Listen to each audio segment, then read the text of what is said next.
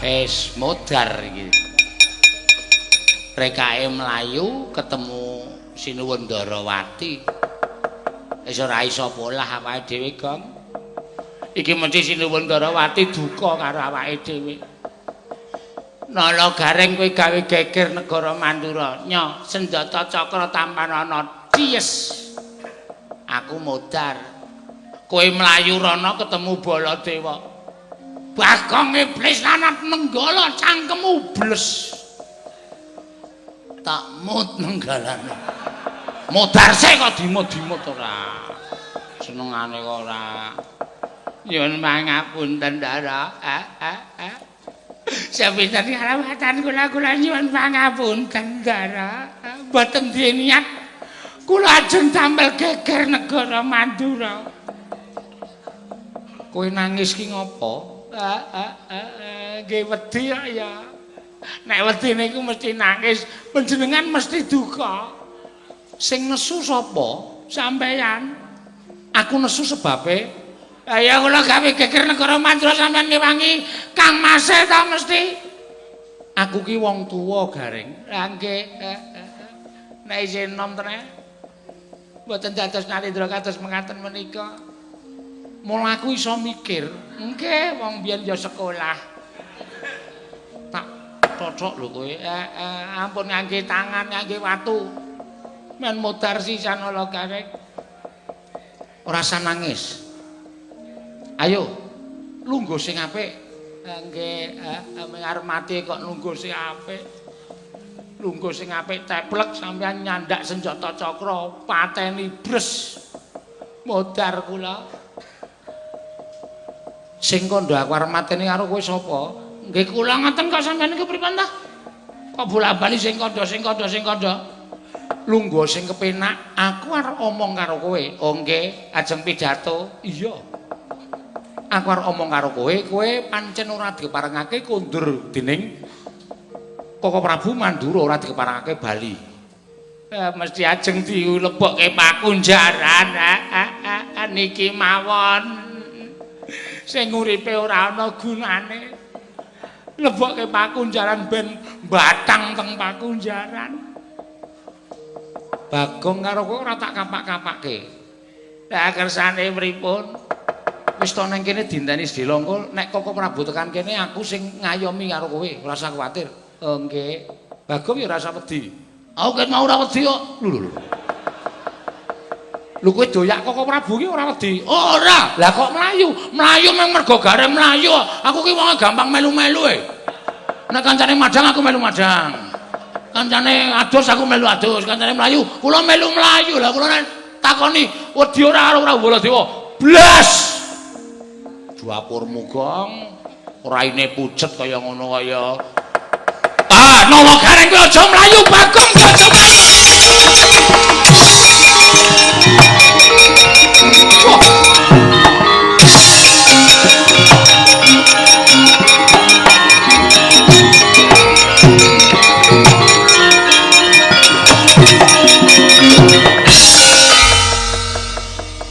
Adimu kae muni ora wedi kok le mlayu buantre ora jamak nganti nglumpati sikilku. Anane kok cah gleleng ora. Gong, Rene yo. Omongno Prabu Baladewa ki nek ngejak gelut rene. Lho. Mbok ora usah cangkeman le. Wong kowe iki gilae kok dadak nantang. Omongno. Ora wedi yo. Ora wedi aling-aling uwit, panas. Panas-panas gayamu ora. Rene ana rembug iki lho. Lho Gareng, wonten dawuh. Ngopo kowe mlayu? Nggih ajrih kok ya. Aku bengoki kowe iki mau ngundang kowe ora kok perkara aku ki bakal gendak sikara karo kowe. Lah terus aku arep ngandani karo kowe. Oh nggih, perkara napa? Perkara nggonmu bakal bapakmu njaluk Jatiwangi. Oh nggih. Lah terus Bagong ngono rene. Gang rene, Gang. Ngapa? Rene ngarep kene. Moh, aku nek muni Prabu Baladewa kaya arep nonyo. Mbok wis le. Rasa warna-warna kene tengok ngarep kene. Pripun, Den? Prabu Kresna. Piye? Nggih, kados ingkang kula aturaken sekawit Koko Prabu.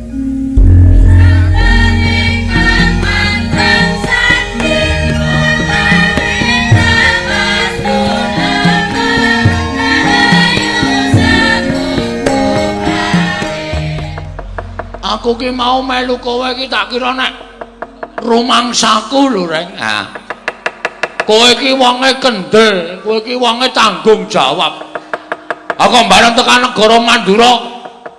Kowe dunekke Prabu Baladewa gareng mulih, ora mulih tak glanjang nenggala. Kok minggati kowe ki piye? Mak mrindinge cengelku, Gong.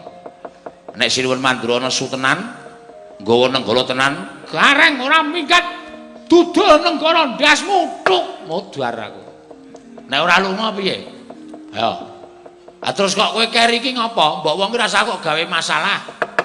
Ngerti aku wedi karo senjata nenggala aku tak rewangi mlayu, pamrihku ben cepet tekan ngomah. Kok malah kowe keri barang ki ngopo? Aku ki isene. Isin piye? Isin nang nganti dikongkon bapak kok awak dhewe mlayu ora entuk gawe. Terus kowe nantang Prabu Baladewa. Lho, jelas. Waduh. Nantang tenan. Ha ya wong semono kae lak tantang ora ana sing wani. Terus Terus ora ana sing ngomong, aku lunga dhewe. terus sidane Kono piye? Ambuh. Piye iki? Mulih po arep bacut? mulih wae Le, mulih wis. Iki bapak kongkonan ki ya ameng-ameng nyawa tenan. Nek Sinuwun Mandura ki piyai getapan nek nganti eneng apa-apa sing tumanduk kowe karo aku lak malah ngrekoso to, matur karo bapak nek kayu jati wangku ora iso dipoyong. Ngono wis rampung. Aku isin e. Isin karo sapa? Isin karo Petruk. Petruk nek dikongkon bapak mesti sukses e. Wis, Semar bangun kayangan kae Petruk ya iso nggawa pustaka Jamus Lima Sada. Petruk dikongkon apa-apa mesti ngrampungi karya. Aku iki sing anak mbarep ming oh alah jumbuh ro wujute. Matane kera. Tangane tiker, sikile becik, jebul aten-atene ya cilik. Nek kowe arep mungsuh Prabu Baladewa, arep mungsuh Pragoto, arep mungsuh Prabu Kresna, mungsuh. Aku arep bali. Wis kono mungsuh. Nek ana apa-apa tanggungan dhewe. Aku ora melu-melu perkara iki. Wis, ngene wae. Ki gandhe kowe ora wani, kowe saiki Mulya wis apa-apa aku tak nang kene, tak pethokne sapa sing kira-kira arep mbelani Prabu Baladewa. Sapa sing kira-kira arep nusul awake dhewe tekan kene dianggep mungsuh awake dhewe. Kowe mulya kana. Nek sesuk Petruk ngece karo kowe ora njaluk bantuanku lho, mah. Nek Petruk teko ning ngarep omahmu terus piye reng kabare entuk gawe ora? Kowe wangsulan ora Petruk. Terus Petruk madhep rono karo mledeng. Aku ora tanggung jawab lho, lara lho wong DCI rek. Mongko tuwa kowe ro Petruk wong gerangan. Dene wingi sing dikongkon aku kowe muni rasa gareng wae. Ben sekali-sekali sing dikongkon gareng. Bar saiki gareng dikongkon ra ngrampungi karya. Modaro kono rek. Awake cilik, jirih, nek mangan ukae ra jamak. Nang unek-unekke bojone sregep bareng nang Mandura nyalinya ciut. Nggo ngapa wae ndek kakang kowe wis modaro kono wis malah. Ora weruh kowe ora apa-apa. Ana cara aku isin. Barepe Semar ki kelurahan Ala Gareng. Dene mbiyen nek Sumbar, wong sak kampung wedi kabeh karo aku. Karang kowe tau edan. Ora perkara kowe medeni iki ora. Ning kowe tau edan. Lho, sik Reng, apa? Sapa yang mlayu banter banget ae? Endi? Wah, Patih Pragoto ngono kagong. Ah, ngandel ora mesti dioyak to. Wis piye iki? Wis ki mungsuh Patih lho awake dhewe.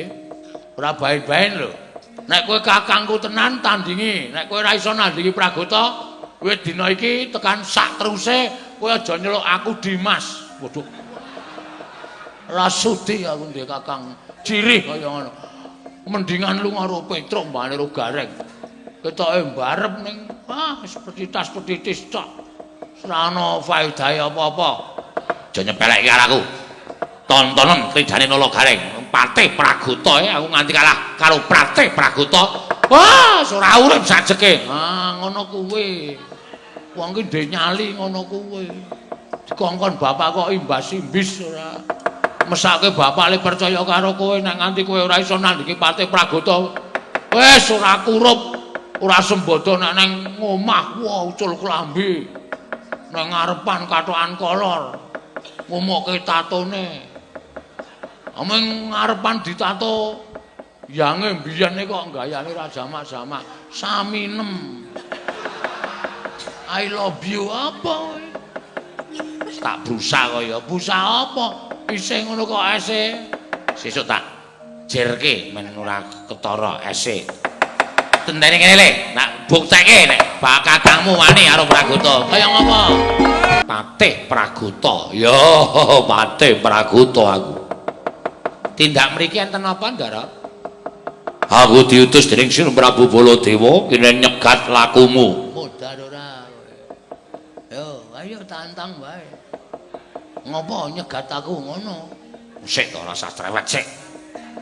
Kinata karo ati, nata karo rasa kono gedhe. Ngantil pisan iso modar aku. Mati urip menungso gumantung karo sing gawe urip, ora gumantung karo Patih Praguta. Yo gawe wis. Tak ndelok kowe nek tanganmu cekot ki nek gelut piye. Kersanipun kok nyandet lampu nala gareng. Kowe kon bali ning negara Mandura. Kowe ora entuk bali ana ing Karang Kadempel. Ngono ngendikaning Prabu Mandura. Terus nek kula pun bali mriku ajeng dinampake. Kula ngerti ya. Sampeyan diutus supaya ngoyak karo kula nala gareng nek tekan negara Mandura ming arep dirangket dibondo tangane dikrincung sikile lebokke pakunjaran mergo kowe wis wani gawe geger negara Mandura. Ya ngono ta? Lho kok malah mecicil matane. Kowe iki rasa mecicil wong mripatmu kira kok mecicil. Dadi ora ngerti sapa sing tok pecicili. Kok malah mecicili aku, Reng? Irenge iki ning mburi ya, Nyok. Padhake ora karang mripate ning pandang aku ki rono ora. Oh, tak kira nek malah mecicili aku Pokoke kula emoh nek kon bali teng negara Mandura. Lah nek kowe ora gelem ya tak rudo paripeksa. Lho. Wela. Nantang perkara karo nala gareng. Anu semaning jajalan sukertaning bawana iblis lanat. Nala gareng ora wedi karo sapa-sapa. Nek sampeyan ngrudo parsa nala gareng ayo dijajal. Kowe apa aku sing tekaning pati? Wedhus. Iki mripate mendelik kowe ora cetha kok bengok-bengok. Karepmu piye? Kowe nantang aku apa piye? Lho, sampeyan mriki ajeng nyekel kula mongko kula wegah kok. Otomatis sampeyan meksa kali kula. Kula ya tetep moh. Nek kula moh mesti dadi gelut. Lho, lah kira-kira apa kowe kuat sarta iso nandhang karo aku? Lho, padha karep awak cilik ngene iki ning ringkeh. Wah, sumbar kowe ora pas. Awak cilik ning digdaya ngono, awak cilik ning digdaya. Apa rumasamu terus gareng kalah karo sampean? Wol, kowe malah ngece karo Patih Praguta. Leno pangendamu candak gede marganing patimu panggao tayone.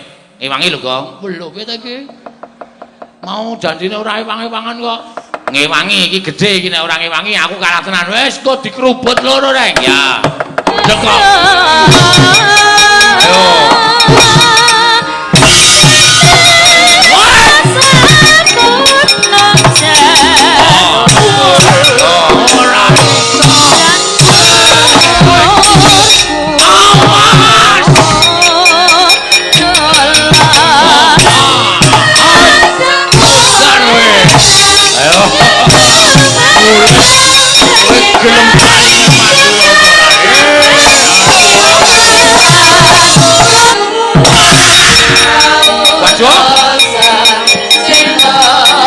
Ayo, tetokno wae.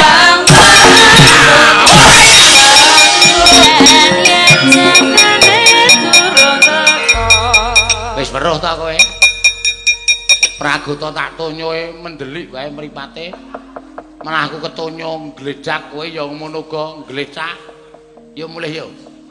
Wis rasa gleleng, wong ringkeh iki tetep lingkeh. Arep dikendel-kendeli kaya ngapa? Nek kowe karo aku ora iso menang karo Patih Pragoto, wis to modal. Wis aja putus hubungan. Putus hubungan, putus asa. Ah, putus asa kok putus hubungan ora. Ora usah putus asa nek. Kowe nek perang cara Patih karo Patih perang nganggo tatanan nubluk ngewa, nubluk nengen sing ora menang. Terus awur-awuran kowe. Awur-awuran piye? Aku tak nubruk Patih Pragoto nggon sirah tak gandulane, heeh. Sikile jegalen. Oh iya. Engko nek wis glecak blesek-bleseke ning sawah. Oh iya. Ngono wae perang cara masyarakat arus bawah ki ngene iki. Iya. Waton bres-bres ngono. Ah, waton bres-bres ngono wae yo. Yo. Siap lho kowe. Ah.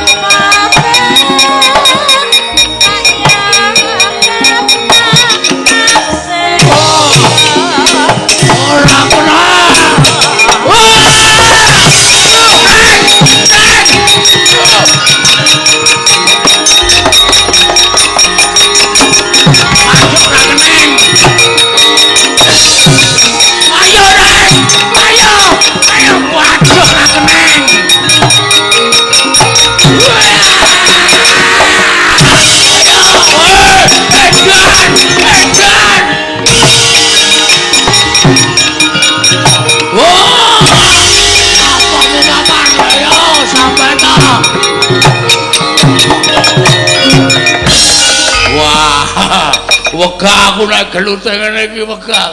Aku piyai kok jak gelut cara kere-kere. Moh aku. Apamu apaan kowe? Ayo kowe bleseke nang sawah wis ora iso obah kowe. Wis kamu iki saiki jujuk-juk ana dompete ra. Lumayan iki ana dompete. Buka-buka ya. Wah, ming STNK karo sing apa? Sing kok sing ora bakal iso piye. Aduh mati. Sinuwun pripun kula dipun wirangaken kalian para Nala Galeng Bagong. Kuwi piye iki kaya ngono kuwi piye?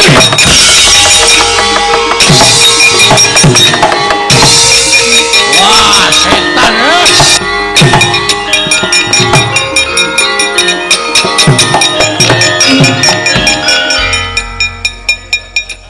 Modar iki.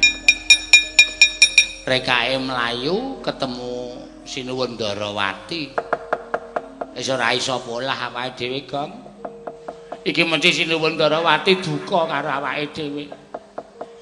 Nala Gareng kowe gawe geger negara Mandura. Nya senjata cakra tampanana ties. Aku modar. Kowe mlayu rono ketemu Baladewa. Bagong iblis lanat nenggala cangkemmu bles. Tak mut nenggalane. Modar sik kok dimut-dimut ora. Senengane kok ora. Nyuwun pangapunten Ndara.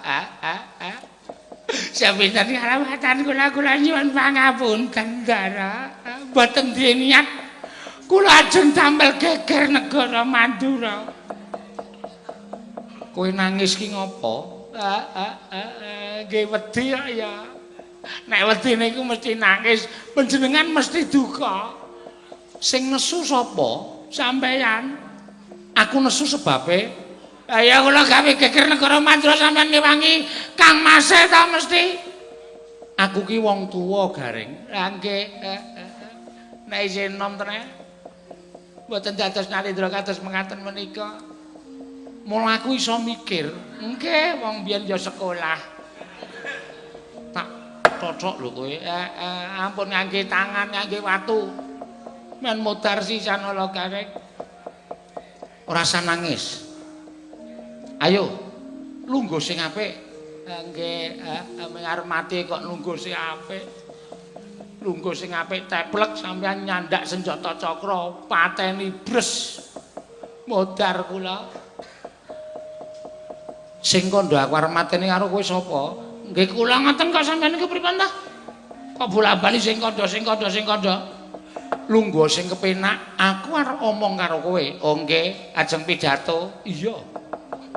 Aku arep omong karo kowe, kowe pancen ora diparengake kondur dening Koko Prabu Mandura ora diparengake bali.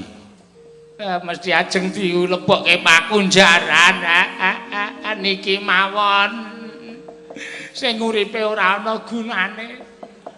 Lebokke pakunjaran ben batang teng pakunjaran. Bagong karo kowe ora tak kapak-kapake. Lah kersane pripun? Wis to nang kene dinteni Sedilongkul, nek Koko Prabu tekan kene aku sing ngayomi karo kowe, ora usah kuwatir. Oh nggih. Bagong ya ora usah wedi. Aku ket mau ora wedi kok. Lho.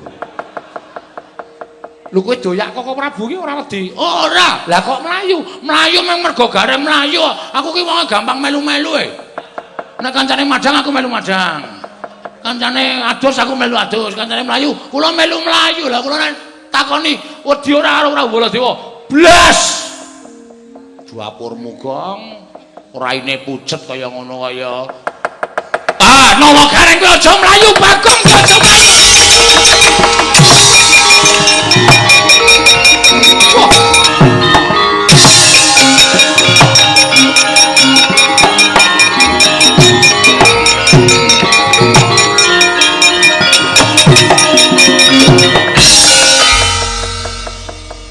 Adimu kae muni ora wedi kok le mlayu buantre ora jamak nganti nglumpati sikilku. Anane kok cah gleleng ora. Gong, Rene yo. Omongno Prabu Baladewa ki nek ngejak gelut rene. Lho. Mbok rasa cangkeman le. Wong kowe iki gilae kok dadak nantang. Omongno. Ora wedi yo. Ora wedi kok aling-aling uwit, panas. Panas-panas gayamu ora. Rene ana rembug iki lho. Lho garing. Wonten dawuh. Ngopo kowe mlayu? Nggih ajrih kok ya. Aku bengoki kowe iki mau ngundang kowe ora kok perkara aku ki bakal gendak sikara karo kowe. Lah terus aku arep ngandani karo kowe. Oh nggih, perkara napa? Perkara nggonmu bakal bapakmu njaluk Jatiwangi. Oh nggih. Lah terus Bagong ngono rene. Gang rene, Gang. Ngapa? Rene ngarep kene. Mah, aku nek muni Prabu Baladewa kaya arep nonyo. Mbok wis le. Rasa warna-warna kene tengok ngarep kene. Pripun, Den? Ya Prabu Kresna. Nggih, kados ingkang kula aturaken sekawit Koko Prabu. Aku wis nampa timbalan Kyai Prabu Kresna lan nampa dawuh Kyai Prabu Ndarawati. Apa ingkang dijaluk dening bapakmu? Setemene ngene lho Gareng, aku ora bakal owol. Oh nggih. Mboten nggondheli kayu jati. Ora. Ana ing ngaten tegesipun kayu jati menika dipun paringaken dhateng bapak. Ya. Ning aku mung njaluk keparengipun bapakmu aja kongkonan. Ning diaturi supaya rawuh dhewe ana ing negara Mandura. Mengko men nembung dhewe karo aku, tegese aku lega, bapakmu ya lega. Ngono lho Gareng. Ha nek kaya ngoten mbok ya wau-wau ngendika Den, kula ora usah dadak mbleseke Praguta teng sawah barang. Nganti kaadane geger kaya ngeten iki. Malah cetha to kula bali terus matur karo bapak. Pak sampean kon rawuh dhewe teng Karangkadem anu teng negara Mandura. Matur piyambak Sun Prabu Mandura ngoten malah paripurna wau-wau. Yo. Mila nyuwun pamit nek sampun cetha kados mekaten kula nyuwun pamit madal pasilan wangsul dhateng Karangkadempel. Sing ati-ati aja kaya bocah cilik niki nyuwun pamit sinuwun. Yo, Nolo Garing, Surtiti ati-ati. Bagong pamit ora? Nggih nyuwun ngapunten nggih sinuwun. Kawit wau kula natoni penggalih panjenengan. Yo, sesuk meneh aja dibaleni. Mboten. Sesuk pun prei yo sinuwun. Yo. Pun mboten ajeng natoni sampeyan. Pun rada sauntara terus mengke dilanjutke melih pertengahan bulan. Yo. Sak paripurnaning pemilihan umum. Ya isa karepmu malah ngoceh tekan ndi. Ora ana gunane apa-apa malah ngomong wae. Kula mung nyaosi prisa. Ya, wis ngerti aku nggih. Ngaten mawon nyuwun pamit tambah pangestu sinuwun. Ya, sing ati-ati aja kaya bocah cilik. Sinuwun Darawati kula nyuwun pamit. Ya. Nolo Gareng sing ati-ati aja kaya bocah cilik. Nun nggih. Pareng kula badhe wangsul dhateng Karang Kadempel. Sing ati-ati nula Gareng lho nggih. Nyuwun pamit. Iya. Pareng sinuwun. Ya Bagong sing ati-ati aja kaya bocah cilik. Nun nggih. Pareng matur dhateng Bapak napa sendikae Sri Prabu Mandura ajeng kula aturke ngersane Bapak. Iya, wis kono sangarepmu bali ya. Nggih. Pun ngoten mawon nyuwun pamit. Iya. Nyanyi iki ana di 15.000 tanpa nono. Kok wis tanggap sakniki? Kok wis paham? Wis bola bali kowe iki njaluk kok mesti caramu njaluk ngono kuwi mula tak paringi dhisik. Nggih. Niki gangsal 12 kula tok. Iya, wis kowe tok. Mengko nek gareng njaluk. Oh iya ya. Ya wis gareng kena 10 nyo tak tambahi 10. Nggih, matur nuwun. Niki pun wonten selawe sinuwun. Iya. Lho selawe apa? Anu, paringan saking Sri Prabu Ndarawati pun wonten selangkung. Mongko perjalanan Mandura Karang Kadempel niku nek ditempuh mawi kereta niku cah siji 350. Kali kula kali gareng 350 tambah 350 sama dengan 400. Wong tuwa goblok iki ya ngono. Ya wis tak paringi, aja kuwatir. Nggih, matur sembah nuwun. Nyo. Sembah nuwun. Matur suwun sinuwun. Iya. Jan nyenengake. Iya. Kawan atus. Iya. Sinuwun piye meneh? Kawan atus niku dereng maem teng dalan. Aku nek ketekan kowe karo Petruk apa Gareng iki mesti keneng kuwi lho. Mesti lho. Ya wis nyok. Iki swidak nggo wong loro jajal. 30.000 ki nek mangan nek ming arep tok njebloke wetengmu kowe iso waton ora lawuh apa-apa. Wah iya. Niku 30.000 tukoke segothok niku wis wah mucu-mucu cangkeme. Kok ora nganggo lawuh lho, sinuwun. Nggih. Niki mung sekul tok. Wah, edan ra. Nyok, tak sangoni ndok loro. Ratu ya ngesak ndok bareng. Prabu Baladewa kesenengane ndok asin. Oh nggih, matur nuwun. Wis cukup meriah. Aku wis iso mangan, iso numpak kendaraan tanpa bayar reng.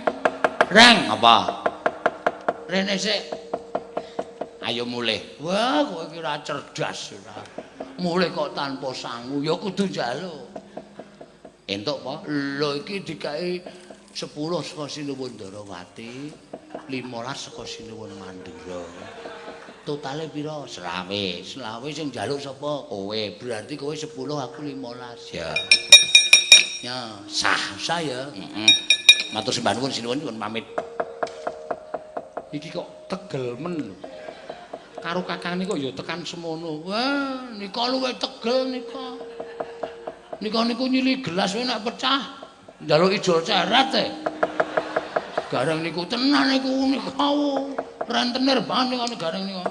Nek ora ditegeli ndak tuman wae. Wis bali ya Bang. Ngono nggih. Nyuwun pamit semono sing ati-ati aja kaya bocah cilik nggih. Prabu. Nggih.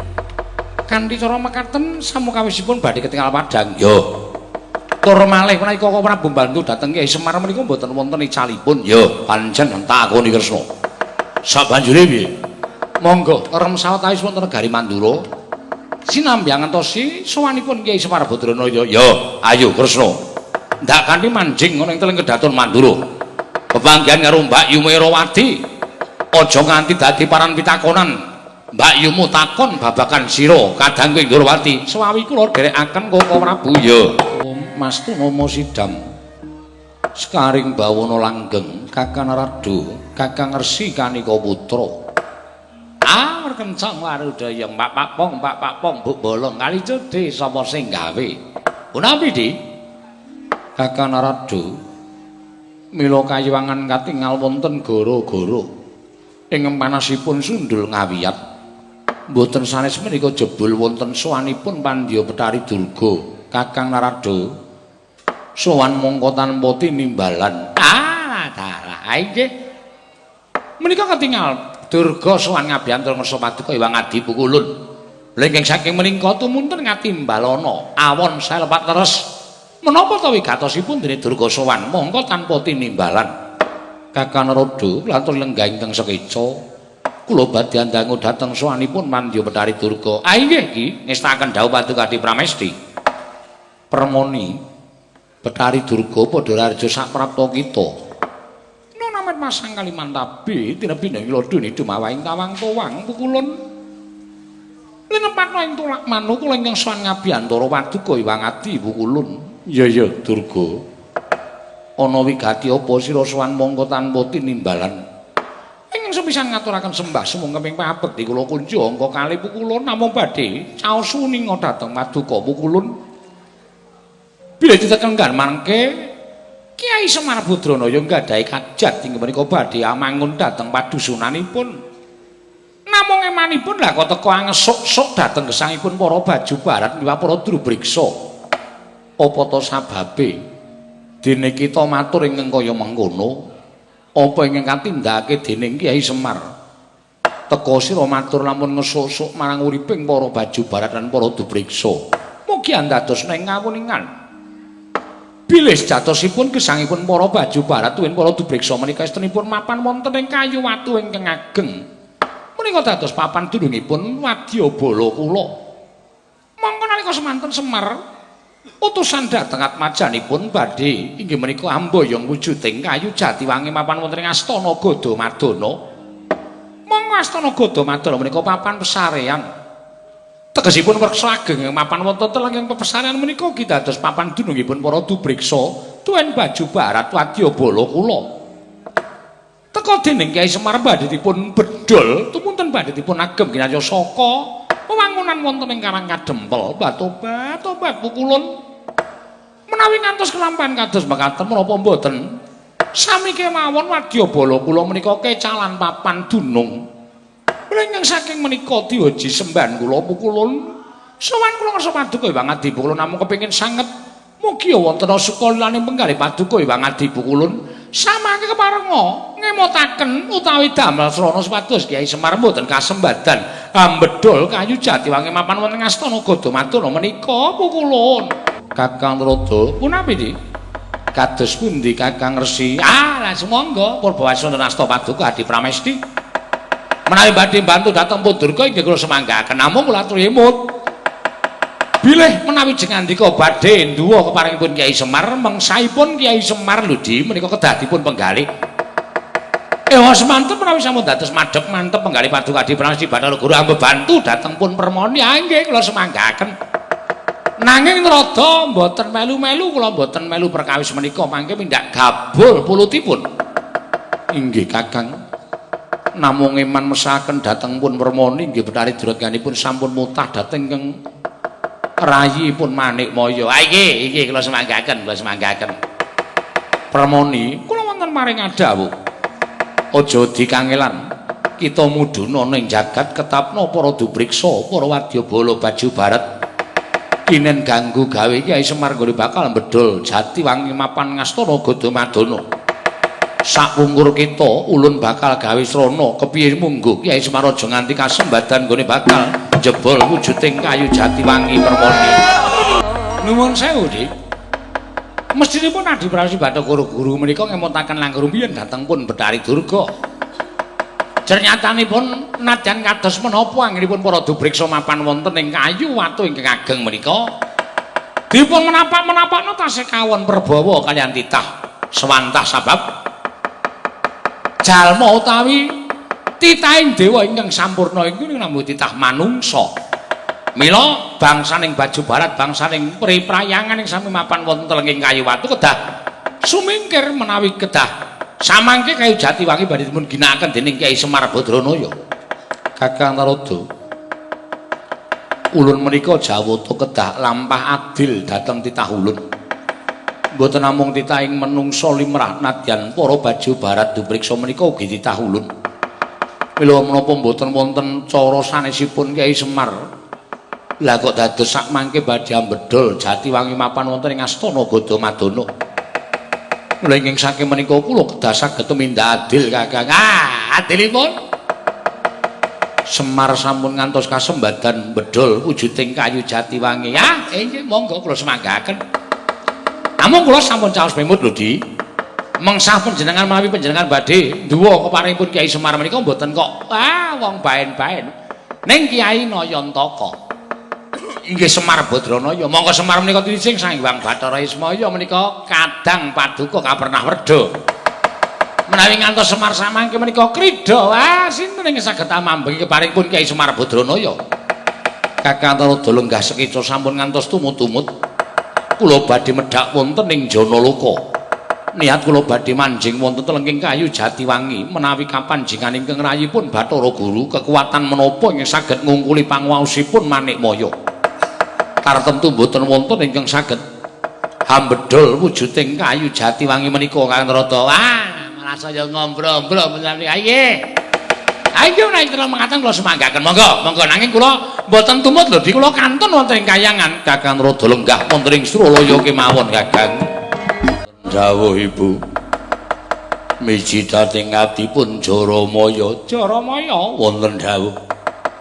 Ngalingi penangisi sawetara wadya balaku nggone mapan ana ing wujuding kayu Jatiwangi sing gedhene ora jamak mapan ing Astana Gadamadana.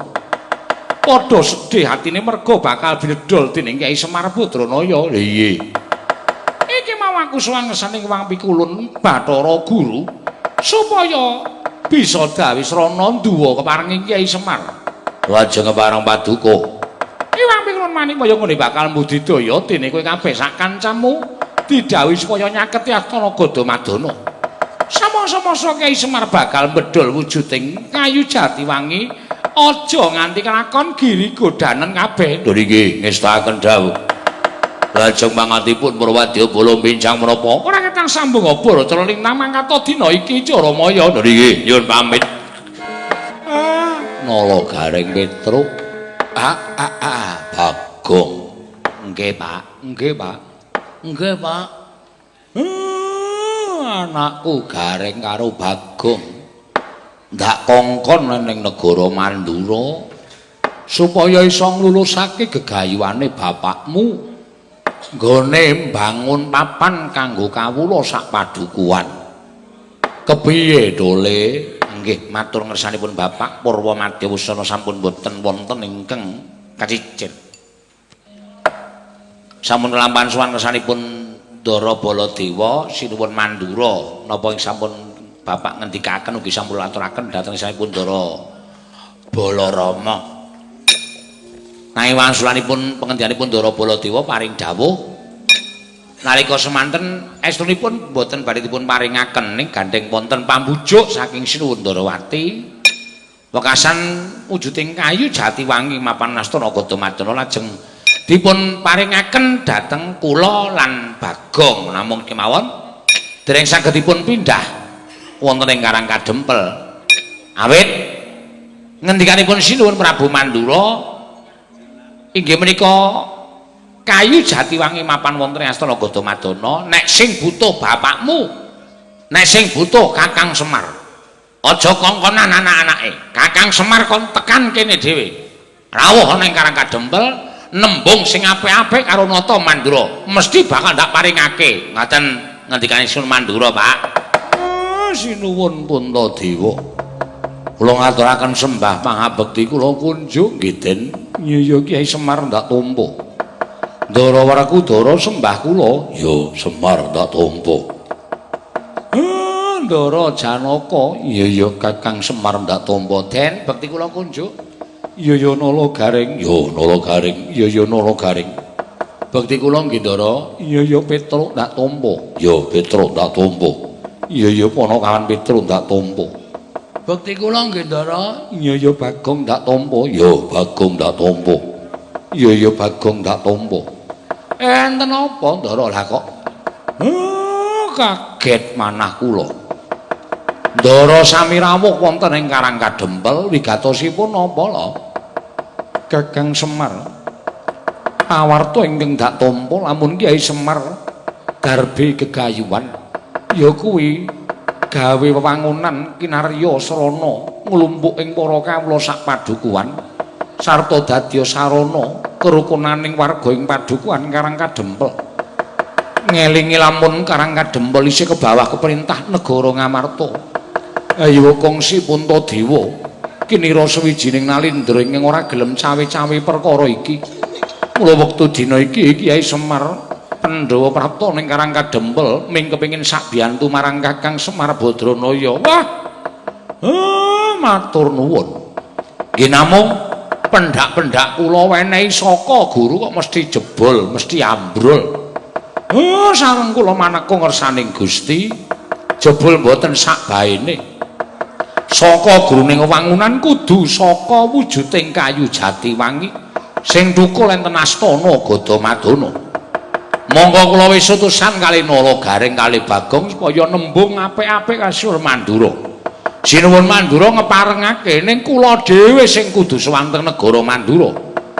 Yen to pancen kaya mengkono Kakang Semar ayo ndak kanthi sowan marang Mandura. Semar ayo tak tutke sowan marang Mandura. Yen pancen Baladewa kakangku ora ngeparengake. Wah, aja melu-melu, aku sing tanggung jawab. Matur nuwun Ndara, matur menawi nek ngoten Nala Garing Petruk Bagong daramu ya malah arep tedhake ning Mandura. Muga-muga gayane bapak iki daya-daya kasembadan olehmu. Ayo Pak, ayo Pak, yo Pak. Mastunama sidam karing bawana langgeng. Titah ulun.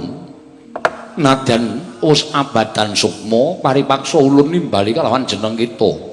Rama nuninggi pukulun. Karya kagiat raos sing manahipun ing ngabdi dene tinimbalan sowan ngarsa paduka iwang pikula nasih prana menapa ing ngabdi nandhang kalepatan menawi kadak wilepat lajeng dosa kalepatan kula mapan wonten ing pundi pidana menapa ing badhe kula sandhang kula mboten badhe selak ger Rama Wijaya wonten timbalan apa to sababe ulun miji kelawan jeneng kita sayekti lelakon ingkang bakal lumadi ana ing jagat iki mengko magepokan kelawan jeneng kita sabab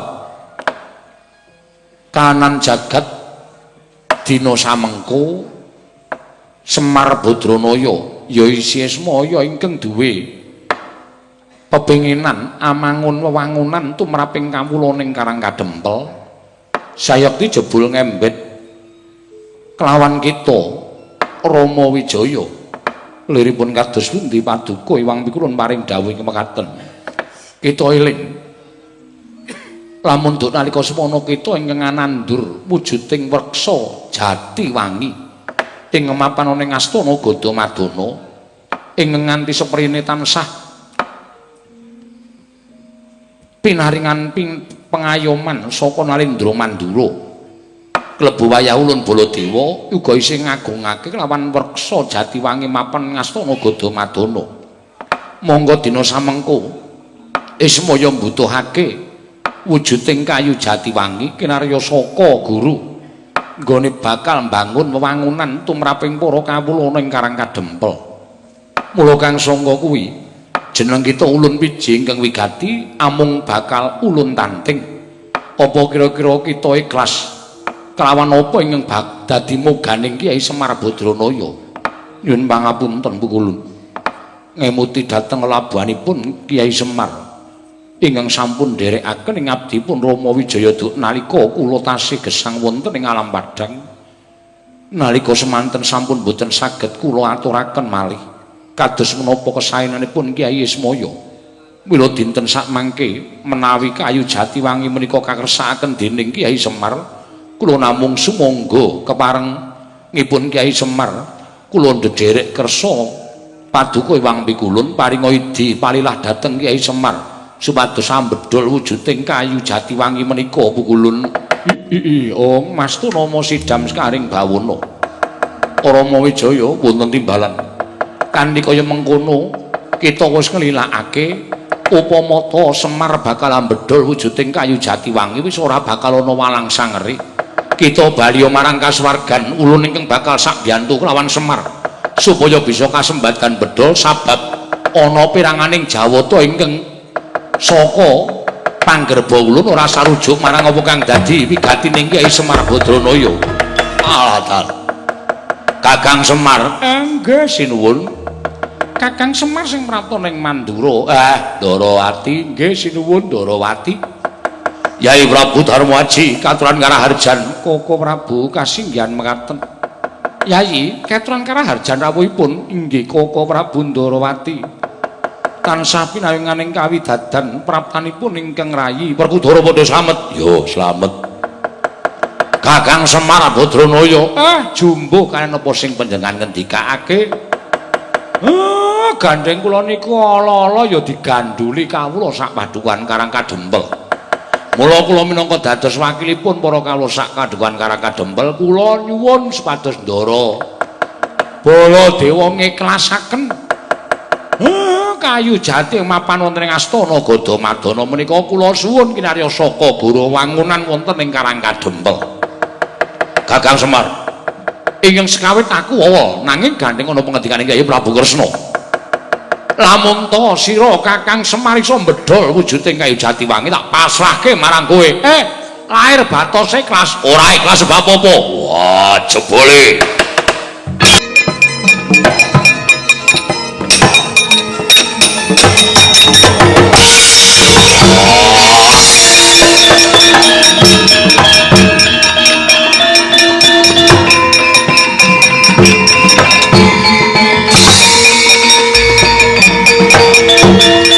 Pripun Den? Wah, sajake gedhe walate. Pripun to?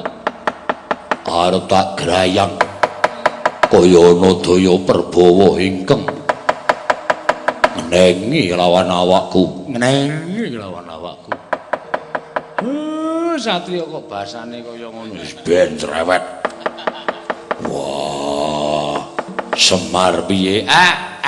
Nggih, kula wis weruh. Nadyan kula we ketoke kok kaya ora kuat. Mangke riyin.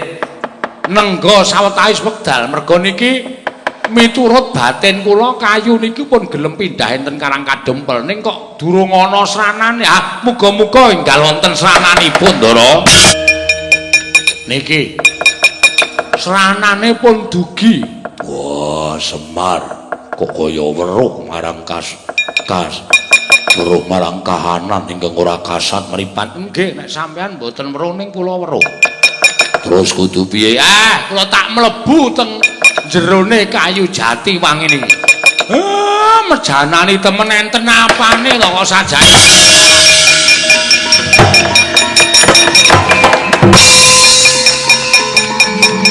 Rembelane. Si kelek papat. Kakang Ismaya kula nyuwun pangapunten. Lah ngapa to? Apa aku ganggu kowe apa piye? Apa aku ganggu kowe? Inggih mboten. Lah ngapa kok dadak kowe mapan ning kayu jati wangi? Kayu jati wangi menika papanipun para berkasaan abdinipun Betari Durga. Tumunten kula dipun suwuni tulung supados Kyai Semar utawi Kakang Ismaya mboten saged ambedhol wujuding kayu menika. Nek Semar wutuh ora bakal iso nglakon bedhol. Ning wengakno to paningalmu Bathara Guru. Aduh, pukulun Sanghyang Bathara wenang kuwi.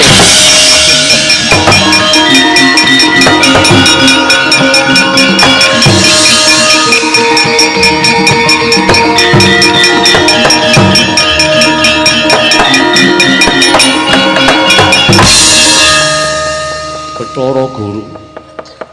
Nadyan kaya ngopo nggon kita mepalangi karepaning Semar sayekti ora bakal kelakon sabab ingkang kawogan sarta ingkang darbe kayu jati wangi wis menehi palilah.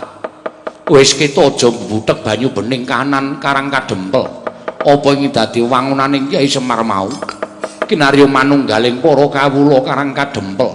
Kinarya kamanunggaling para kawula sak negara Ngamarta ing padha bakal urip tentrem matsinamatan daya dinayan. Ayo kita bali kalian panjenengan lun. Monggo pukulun kula dherekaken pukulun. Semar. Kula. Iki tak jebul mesti kelakon. Mangke riyen. Pun mboten sah entek-entekke kekuatan. Mang tenggo sawetara. Kula tak nyuwun palilah karo sing riyen nandur kayu menika, Ndara.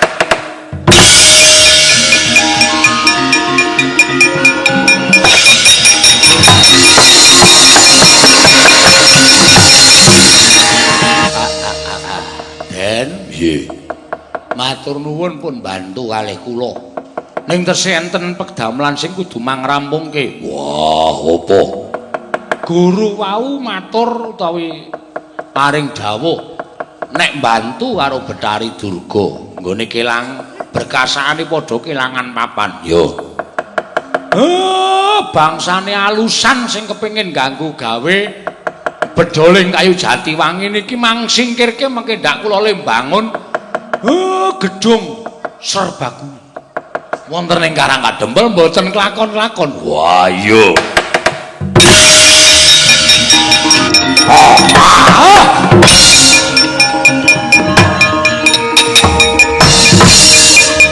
Werkudara ya Jaramaya ngirit wadya bala dandang mangure ora mbok jak bali. Wah, mungsuhe aku.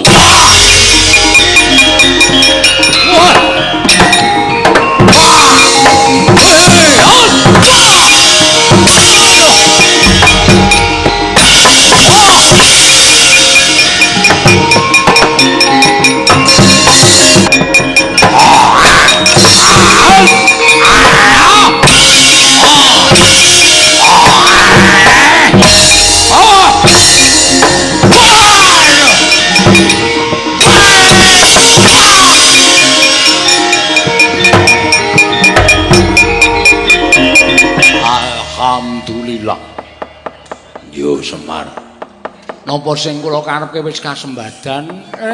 Niku wau kabeh ya ming mligi kepengin damel mulyaning para kawula. Yo Semar. Purnaning gati cariyos dalu menika mugi-mugi ngawon dipun bucal ingkang tebih ingkang sae monggo. Kinarya kaca benggala gesang wonten ing alam padang. Semar, pancen bener kaya mengkono. Purnaning gati kinarya sesanti sura Sudira Jaya ingkang rat suwa brasta kaping ulah Darmastuti.